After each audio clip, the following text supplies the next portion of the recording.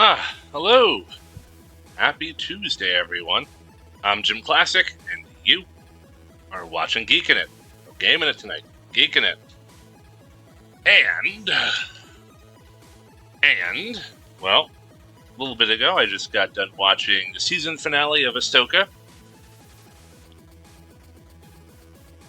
I have a few thoughts.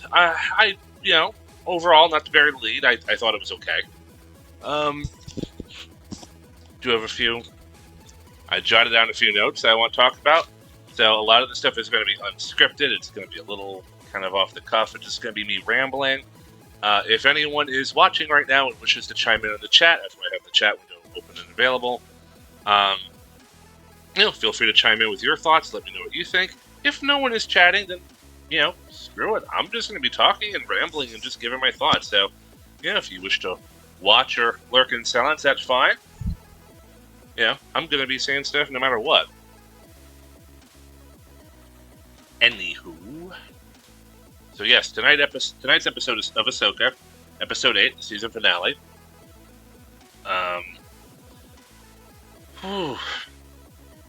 Still kind of fresh in my... it's still kind of fresh in my head, but I'm still processing it at the same time, which is also one reason why I'm kind of doing this. Talking it out kind of helps me figure things out, too. Instead of just letting it percolate all this time, I talk to figure things out. Anyway, so tonight's episode was called The Jedi, the Witch, and the Warlock. Nice little meta humor there, Disney, referencing one of your own other films. Wait, is the... No, wait, that's not... No, that's not... No, I'm thinking... that's not a Disney film, is it? But still it's still a meta joke to, the witch... Hold on. Oh my god. Something the witch in the wardrobe. I can't remember now. What the... I'm drawing a blank. Right off the bat. From the very beginning of the stream, I'm already fucking it up.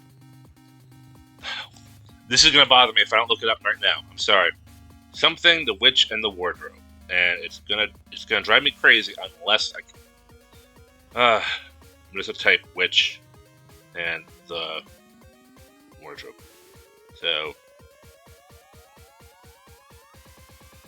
the lion, the witch. I didn't even have to Google it; just popped in there. The lion, the witch, and the wardrobe. But I've actually never seen it, to be honest. Lion, yes, thank you, Mom Classic. Mom's watching this. The lion, the witch, and the wardrobe. Yes, and tonight's episode of Ahsoka was The Jedi, the Witch, and the Warlord. So either way, I thought it was pretty funny. Thought it was pretty funny. Star Wars has used lines and jokes from other movies and inspiration. So I liked it. Not to put too fine a point on it. Not to harp on it for too long. I did like it. I thought it was kind of a fun title. But anyway. Not here to talk about the title of the show. Oh, hold on. Yeah.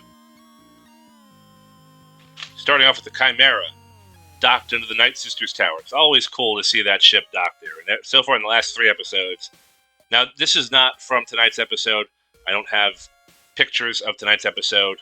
So this is from probably last week. But still, either way, it's a visual representation. It's always cool to see that ship docked there. In all of its... beat up and scratched up and dilapidated glory that it is. But now I'm going to be talking about spoilers. Definitely going to be a spoiler heavy video. However, I'm not going to be doing a play-by-play necessarily. I'm just going to be talking about each one of the characters and what I think, how I thought about them for this episode. And let's go from there. Why is Hera on here? Hold on. Hera should not be here. Well, whatever. She's here now. Anyway, Hera's in the episode for the last 5 minutes of the last 2 minutes of the episode.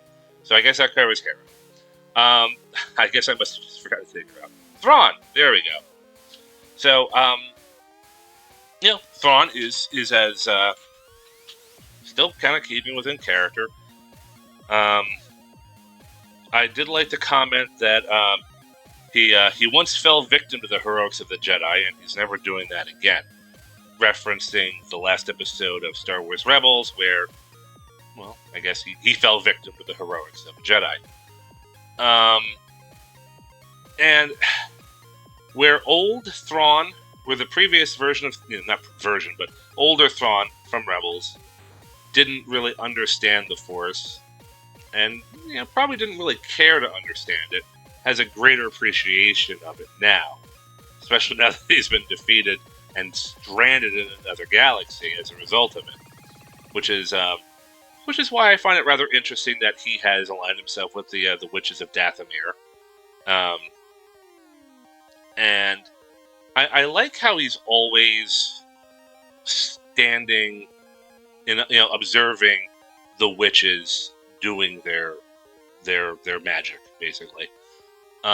Knowing Thrawn, he's probably trying to, the gears are turning. He's probably studying it, watching what they do. I'm wondering if this version of Thrawn, this Disney version of Thrawn, is gonna even try to practice the witchcraft himself. Since he's kind of a believer now, makes me wonder if he's, might try and dabble in it later on.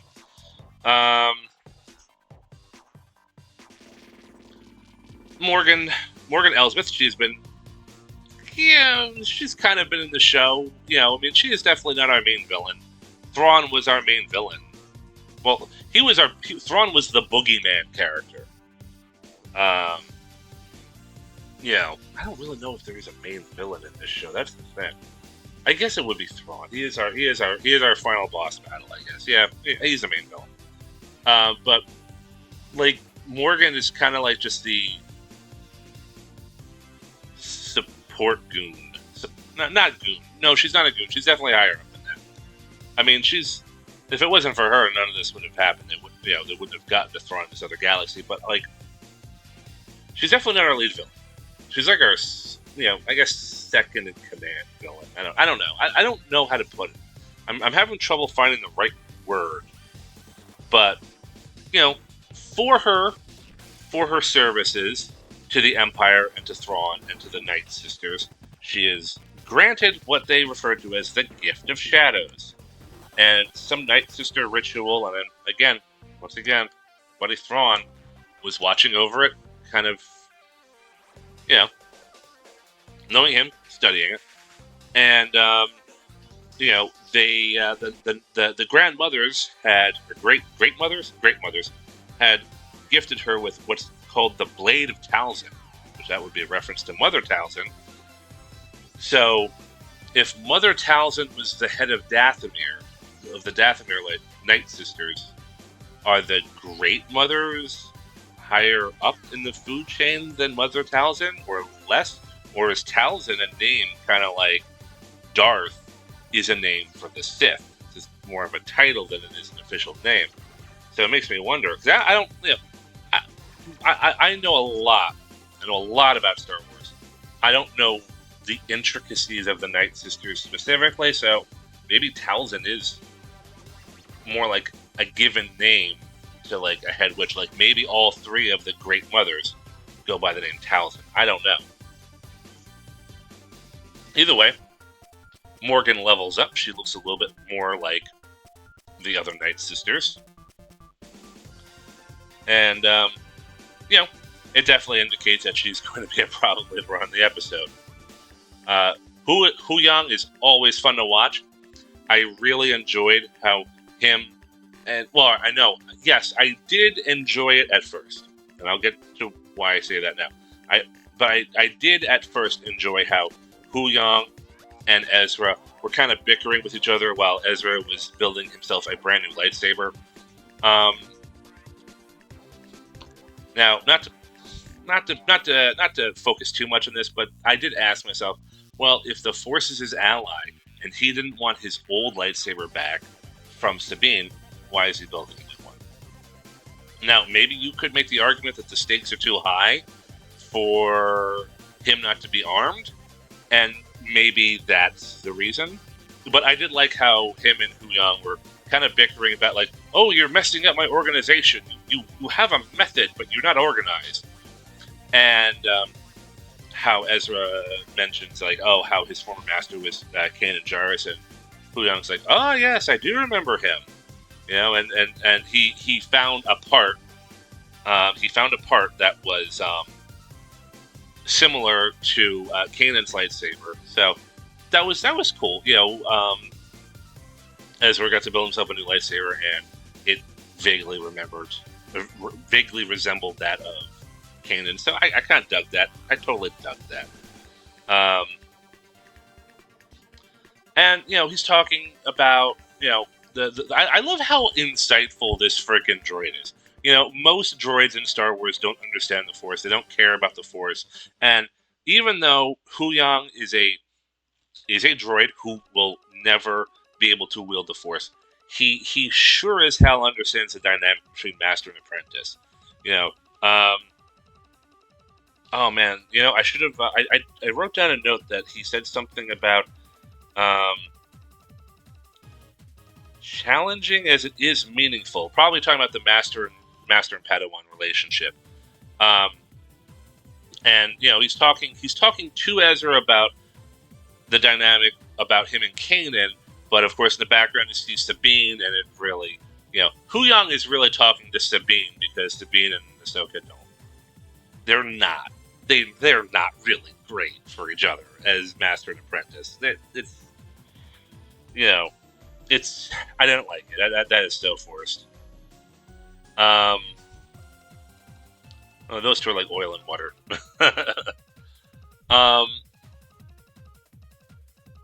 I'm not gonna lie. Ahsoka's fine in the episode. I mean, Ahsoka's, Ahsoka,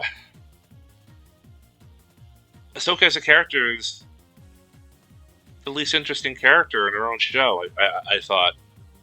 I mean, she was fine. So Ahsoka and gang are escorting the Nati. The little steampunk. Are they those guys? The little steampunk grasshopper hermit crab guys. And it was like, okay, so they're protecting them, they're escorting them, but then I realized I'm not really enjoying the previous scene with Huyang and Ezra, because they're escorting these guys and they're not being proactive in the final conflict here. Like, are they stopping to lick their wounds, or were they preparing for a counterattack? Like, what was? I didn't get the vibe that there was a plan.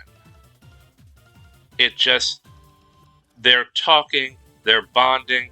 Ahsoka and Sabine are talking and bonding, and then two TIE fighters show up and beat the hell out of the Jedi craft. And the ship crashes after Sabine clumsily crashes the ship into the two TIE fighters, which that Jedi starfighter is durable as hell. There's something to say about old Republic Jedi ships that they can crash into two TIE fighters and not blow up. I mean, the ship crashed, and poor Huyang had to fix it with the Nati, but it's crashing your only means to get off the planet. Not a good idea. And I'm not gonna lie, that kind of, I was like, wow, that's really dumb. That is so dumb. I didn't like it. I'm not gonna lie. This is the final episode. This is the season finale, and they had no plan. They clearly had no plan. They didn't know what to do. But TIE fighters attacked, and I guess it lit a fire under their butts. So Ezra, Sabine, and Ahsoka eventually get on their, at least the wolf mounds, and took off. This is actually, that part is probably the only thing about this episode that really legitimately got on my nerves. Just the bad, I got the vibe that they didn't know what to do. That is the vibe that I got. That the writers did not know what to do. How to get the characters from this situation up to the Chimaera and Thrawn, and that is my opinion. That is my observation, and that's the only thing that got me mad. Not mad, but it was just like it kind of took me out of the show a little bit. It's like what is going on here? What are these characters doing? Why are they doing nothing? But for me that was the worst part of the whole episode. Nati tried to fix the ship. Huyang he's not amused. He's not amused with the help that he's got, because these guys are not very helpful. These guys are not like the Ewoks. These guys do not really come through in the end. These guys are completely dependent on Ezra and then Sabine and Ashoka. They have not proven themselves useful. Anyway. All right. Now, the next thing I have is... All right, now, I don't have a picture of the Chimaera. I need a picture of the Chimaera. Excuse me. We're going to scroll past a few things, so... There we go. We'll do that. Chimaera. All right? Some of these are a little out of order. I apologize. So, the glory charge to the Night Sisters Temple with Ashoka and Sabine, and, I will say this, Thrawn's like, gunners to start shooting. The Chimaera, now granted, the Chimaera looks like it's been through hell and back. It's a piece of shit at this point.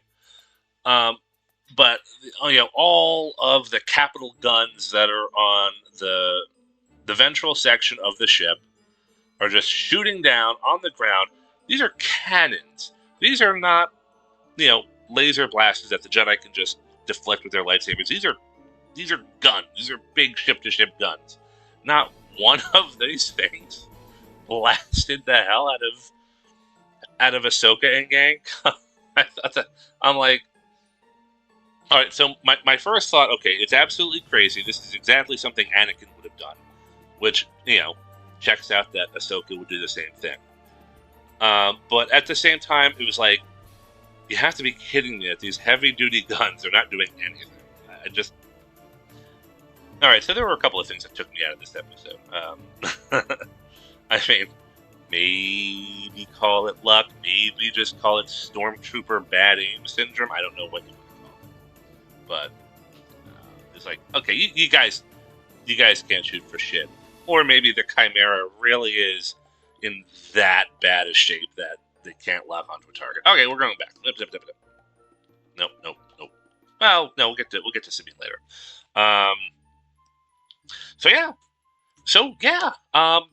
Night Troopers, zombies. We got that now in Star Wars. I mean, hell, Rebels introduced us to time travel.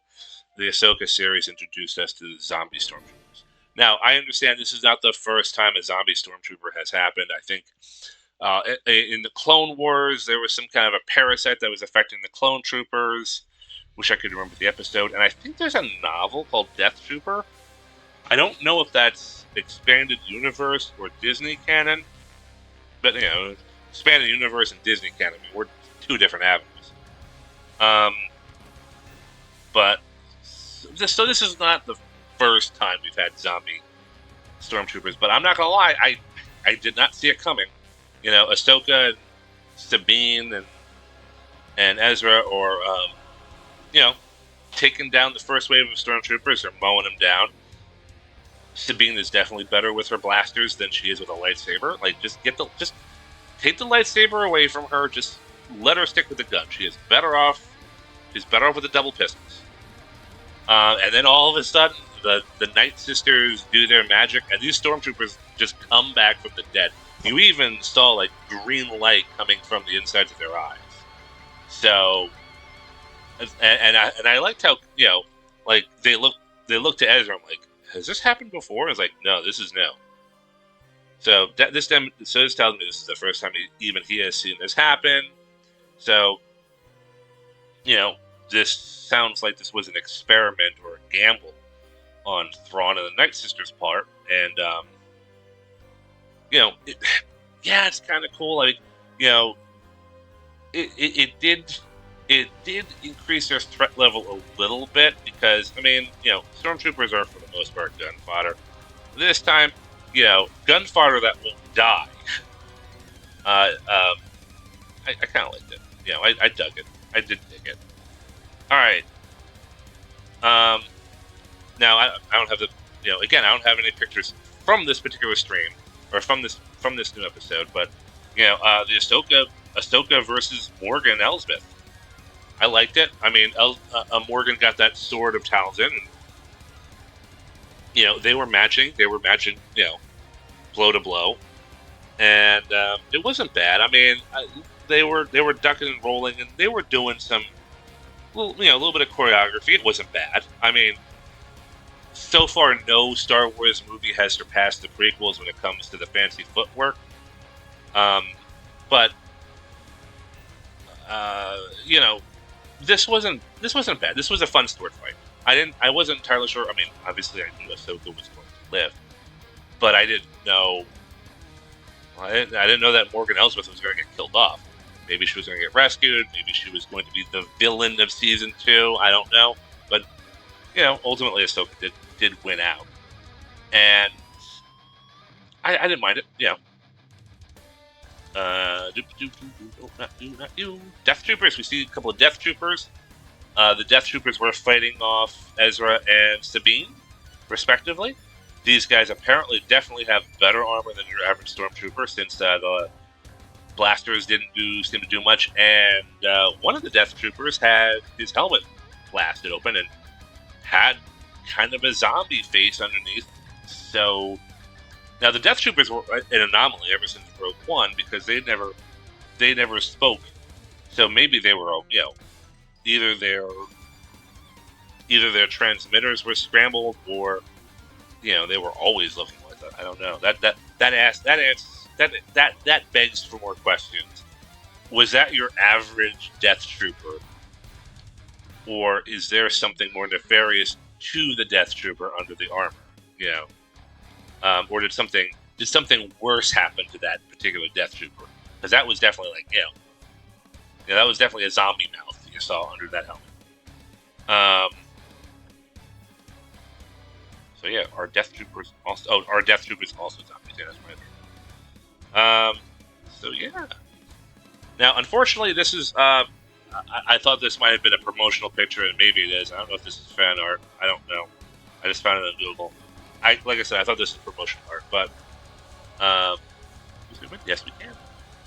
So yeah, that's the Chimaera docked with the Eye of Sion, and yeah, after Ezra is force jumped on board the docking bay, thanks to Sabine. Sabine's force powers does come in. I better late than never, because for the entirety of the season 1, she has not been a particularly good force user. She hasn't really been a particularly good Jedi. She's definitely been a better, brawler and gunner than she was anything else. So, Sabine finally does use the force, and it worked.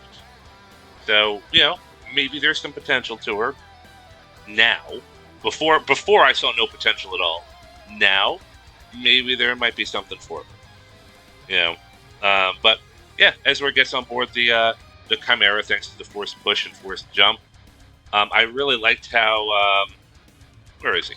Yeah, I really liked how Ezra had the knocked out Stormtrooper and got commandeered his armor. You knew what he was going to do the minute he dragged off that Stormtrooper, because he had to hide out among them for a while.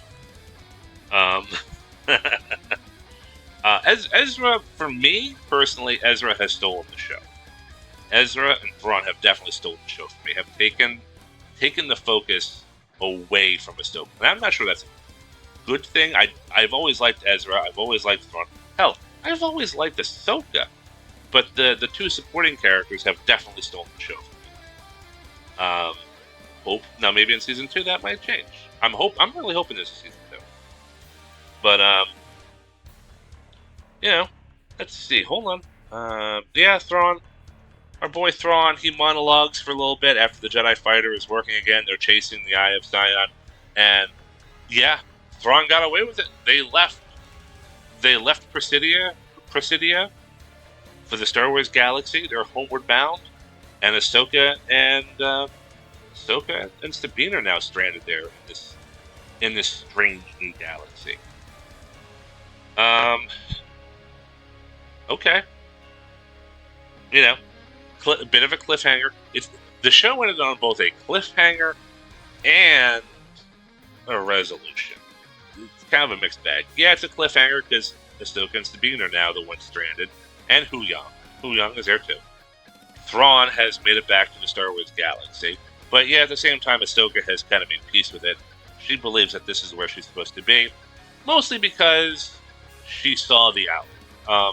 And I forget what the owl is called, but it goes back to the Clone Wars with the father, the son, and the daughter, and how Ahsoka made a connection with the daughter, the representation of the light side of the Force. So, we'll see what happens with that. We briefly see Shin. I assumed that Shin was on board the Chimaera because Baylan Skoll told her, like, go back with the Empire and start your life. This is my last lesson. You're on your own now. So I thought she was gonna go. When she said go back to your Empire, I thought she meant that. I thought he meant the Empire. Nope, she goes back to the Marauders, and she ignites her lightsaber, and I guess she's Queen of the Marauders now. We'll find out in Season 2, hopefully. Baylan Skoll, on the other hand, he had no big part in this episode. We still don't know what he's after, but he's standing. My girlfriend saw it. He's standing on this huge mountain, and it's carved out like a wizard holding his arm stretched out. And she's like, "What is this guy, King of the Mountain now?" I'm like, "I guess." In very Lord of the Rings, there's again, I'm sorry, I know Lord of the Rings, but I don't know everything about Lord of the Rings. But there is that one river, which the two statues with I think one's that two knights, two warriors, two wizards, I forget. But it's these two tall statues carved out of the mountain ridge. And total callback to that, because next to that one was a smaller statue. So whatever Baylan is looking for, he sees it off in the horizon in the mountain range. We still don't know what he's looking for. We still don't know what this great power is. Again, I have said this before. Not a huge fan of the Disney trilogy. My hunch still stands that he is going to found the Knights of Ren. That is still my hunch. That is still my personal theory. Because I know they're going to try and make a connection to the sequel trilogy. I know they're going to try and do this. So, that is my theory until I see something otherwise. And I know there's a comic about it, but since they don't even listen to the comics. I mean, according to the comics and the novels, Ben Solo is supposed to be Luke Skywalker's first apprentice, but it was Grogu because the Mandalorian retconned it. So, I don't, the comics are cool and all, but they can be easily retconned by the TV or the movie. Let's see. Baylan, I literally have it. Baylan is King of the Mountain. I wish I had a picture of it. I should have had a picture of it. I don't have a picture. Oh, yeah, we'll get to that in a minute. I don't have a picture of it, but Anakin's Force Ghost, we do see it at the very tail end of the episode. Sabine was the one that sensed his presence, and I'm kind of not weirded out, but it is kind of strange that Ahsoka didn't sense Anakin's Force Ghost, because he was just standing there watching over Sabine. It was kind of like a semi-upbeat ending. So I'm glad we got to see Hayden Christensen one last time.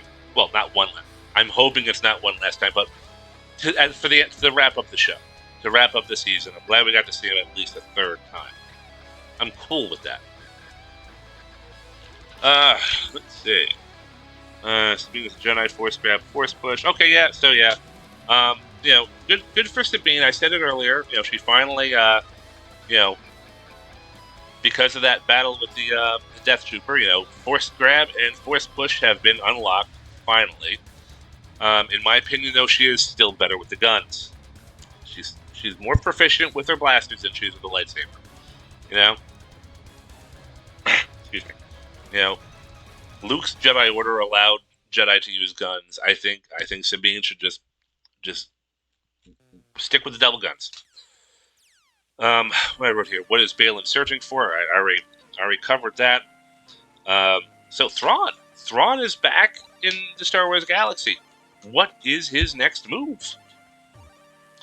Like, what's going to happen next? How is this going to tie in? Is this going to also tie into Mando Season 4? Or are we going to see Boba Fett Season 2? I wouldn't mind a Boba Fett Season 2, but they got to up the game. Boba Fett Season 1 was... I wanted... As Balin Skull said, I liked the idea of it. But the execution was not that great. But if they do a Boba Fett Season 2, if they do Mando Season 4, you know, obviously Thrawn is going to be a factor. You know, but we don't know what Thrawn's next move is. And also, what is in... Where are you? I already showed it. Not the Night Troopers. These guys. So, what are in these containers that was brought over from Peridia? Because towards the end of the episode, you see the Chimaera heading towards Dathomir with the grandmothers, the great mothers, and so obviously Thrawn's next move is going to have to do with Dathomir. Maybe he's going to the great mothers are going to start up the Night Sisters again. You know, maybe that factors into Thrawn's new empire, but you know, what I was wondering, like, you know, my first thought was, you know, we don't know how long the trip was from Peridia to the Star Wars galaxy. Maybe that was months.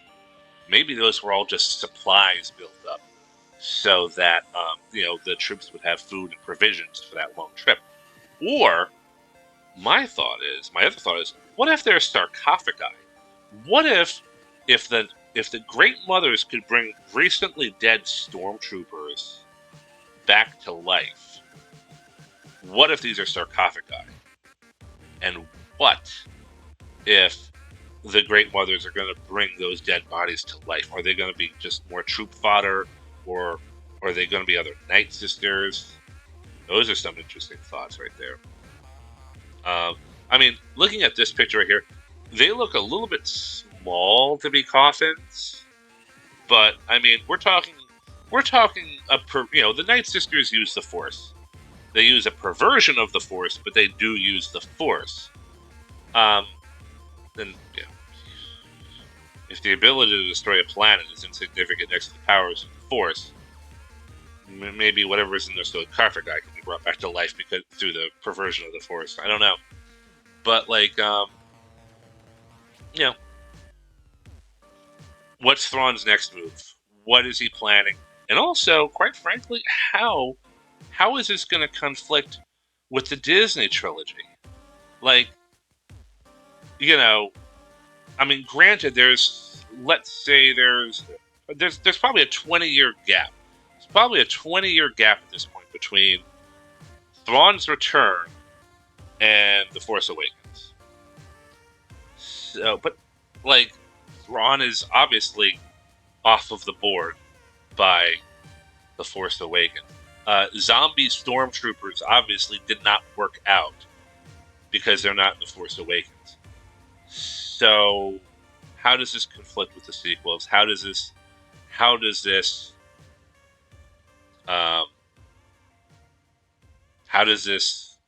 lead into the Disney trilogy?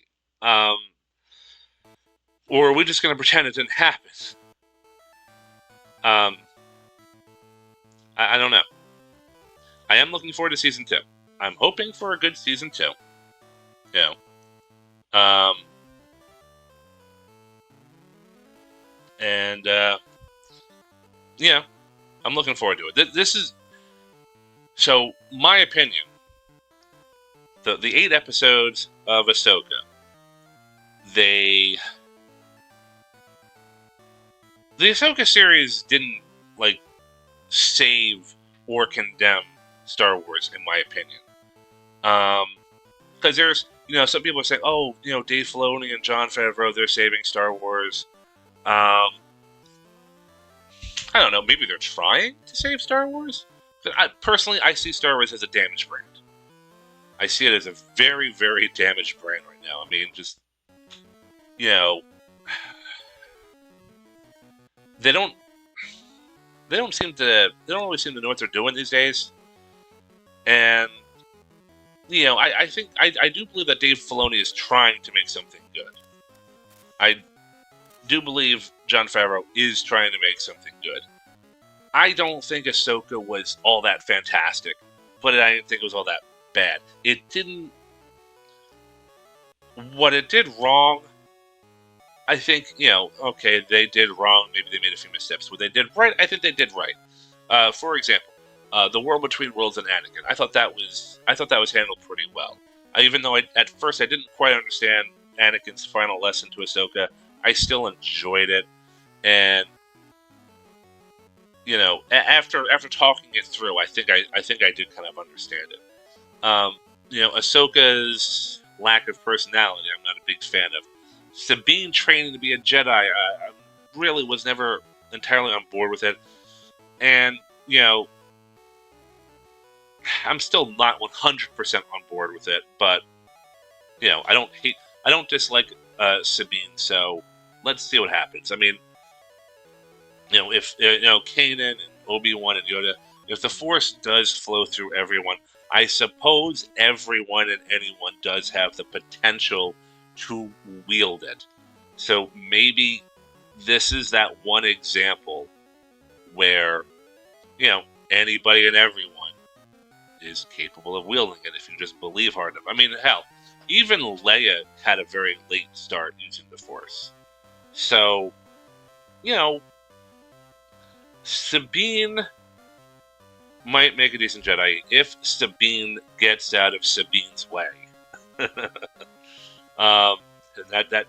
right there could be the real challenge. But we'll see what happens. Now Ray Stevenson, who played Baylan Skoll, he's no longer with us. He passed away. I don't know what they're going to do for him for season 2. They're going to have to recast his character because obviously whatever he was searching for hasn't been found yet. That story arc, is also to be continued since we last saw him as King of the Mountain. And I'm hoping they get someone as interesting, who can play him as well as Ray Stevenson did, because Baylan Skoll was an interesting character. I dug him. He was clearly not a Sith like Vader or Dooku or Maul. This guy was a very thoughtful person, and even he didn't even like the idea of killing Ahsoka. He just did it because it was a job, and she got in his way. He didn't do it because he wanted to do it. He's just like, well, you're in my way. You're gonna slow me down. I got to get rid of you. I'm sorry. He was just very matter-of-factly about it. And even, commenting about both his reverence and criticism of the Jedi. And I'm hoping we see more of him, or his character. We won't be seeing more of Ray Stevenson, unfortunately. And Shin, she is definitely a character of few words, but, she's now Queen of the Marauders. Let's see how that goes. Now, just talk about a few rumors here. There were some rumors circulating the YouTube sphere for a couple of days, and the minute I heard this one rumor, I knew it wasn't going to happen. Luke Skywalker. There was a rumor that, Luke Skywalker is going to show up at the end of Ahsoka, like in Mando Season 2. And I'm like, look, don't get me wrong. Luke Skywalker making an appearance every once in a while, saving the day, I am all for that. I really am. But this is a situation where you're not even in the galaxy. You're in a completely different galaxy anymore, and no, he's not just going to show up and make an appearance. Mando is not going to show up and make an appearance. Boba Fett is not going to show up and make an appearance. So the fact that Luke did not show up was like no surprise. There was nobody showed up to save the day this time. which is fine. You need a decent cliffhanger. I mean, Ezra's back in the Star Wars galaxy thanks to Sabine, and he joined up with the New Republic. And basically, there's some evidence now that Thrawn is back. So hopefully that will get the New Republic mobilized again. And there was another theory circulating the internet. Something about, I don't know, something about the Witches of Dathomir are going to kill the Force, and that only female characters are going to be able to wield the Night Sisters' magic. And like that first off, that made no sense, because as I even said earlier, the Night Sisters also use the Force. They're not Jedi, they're not Sith, they are the Night Sisters. They use just a different type of perverted version of the Force. It's not just random magic that they're using, they are also utilizing the Force. So, that rumor did not happen. And that was a dumb rumor anyway. But, well, actually, those are the only two rumors that I had heard. But either way, neither one of them happened. That's it, I guess. Yeah, it was good. Like I said, it was good to see Hayden Christensen again. Though I did say when I saw Anakin's Force Ghost looking over at Ahsoka and Sabine, I was like, go visit your son at some point. Yeah, that's still the one thing we have not gotten is Luke and Anakin's Force Ghost interacting, which should have happened with the Disney trilogy. The fact that it didn't was well, as I've said before, as Mark Hamill said before, missed opportunity. Anyway, so that's my thoughts on, episode 8 of Ahsoka. I did enjoy it. So far, the show hasn't harmed Star Wars. I don't think it's entirely helped Star Wars. I think it's everything is set up for the next adventure. And, hopefully season 2. I'm hoping season 2 will be better than season 1. And that's all I gotta say. I think I'm done. I think I've rambled on enough. Anyone out there watching, anyone out there lurking, thank you very much. If anyone, now this will be uploaded on YouTube. If anyone is watching this on YouTube, please, you know the drill. Like, share, subscribe, comment. Come on, did you like the episode? Did you hate the episode? What do you think of zombie stormtroopers? What do you think? Hold on. What do you think of Sabine finally using the Force? Give me your thoughts. Tell me. Talk to me. Anyway, I'm out. Thank you for watching. I'm JimClassic. You have been watching Geeking It. I will see you next time. Have a good night, everybody.